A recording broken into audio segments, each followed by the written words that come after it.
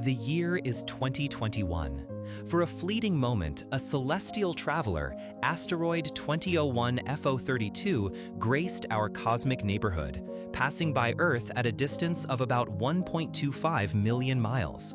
A near miss by astronomical standards, yet far enough to be a mere spectacle for stargazers. It was a fleeting reminder of the silent dance of gravity in our solar system. But what if that dance took an unexpected turn? What if, against all odds, its trajectory shifted, and this particular asteroid, roughly half a mile wide, decided to greet us with a much closer embrace? Today, we're going to explore that profound what if, an event of unimaginable scale that would redefine our world. Our journey begins with a common porous rock, traveling at a staggering 21 miles per second, a velocity a little faster than typical for its kind, plunging through our atmosphere at a 45-degree angle. And for the sake of this illustration, let's imagine this cosmic visitor sets its sights on a specific place, a city vibrant with history and life, Berlin, Germany, nestled on a sedimentary rock crust. The moment of impact would be less a crash and more an instantaneous transformation. The initial contact would carve a colossal crater, a gaping wound 10 miles in diameter and 3.6 miles deep. Think of it, a hole so vast, so profound, it would utterly swallow the entirety of metropolitan Berlin. But the ground, destabilized by this immense trauma, would not hold. Shortly afterward, the edges of this new abyss would collapse inward, enlarging the scar to a diameter of 15 miles. Where a bustling metropolis once stood, there would now be an empty, unfathomable void. The energy released in that single cataclysmic moment would be equivalent to a 447,000 megaton explosion, a force 30 million times greater than the atomic bomb that devastated Hiroshima. This isn't just a blast, it's a fundamental alteration of the landscape and atmosphere. An air blast traveling faster than the speed of sound would surge outwards from the impact zone. Cars would be overturned like toys. Steel-framed buildings across all of Germany would crumple and fall. And the reach of this invisible hammer? Wood-framed structures would be obliterated as far east as Lviv, Ukraine, as far north as Stockholm, Sweden, as far south as Venice, Italy, and as far west as Paris, France. Imagine the silence that would follow, swiftly broken by the terrifying roar of this destructive wave.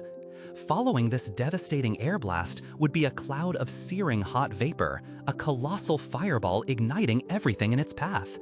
Trees, grass, anything flammable across Germany would burst into flames, creating a landscape of fire and smoke.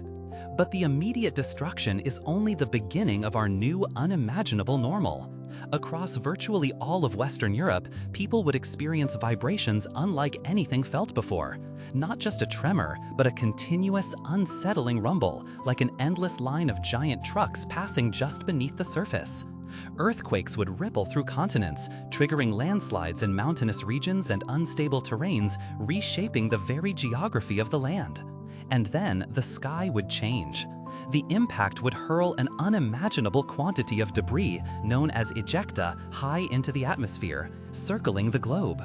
For weeks, the sun would be blotted out, plunged into a darkness far deeper than the heaviest storm clouds. A perpetual twilight would descend upon the Earth, signaling a drastic shift in our climate. Global temperatures would plummet by an average of 46 degrees Fahrenheit, or 8 degrees Celsius. That year, summer would simply be cancelled. This sudden, profound cold, coupled with the lack of sunlight, would lead to global crop failures, an inevitable march towards famine that would challenge the very survival of humanity. Regionally, some plant species unable to adapt would simply vanish, becoming extinct.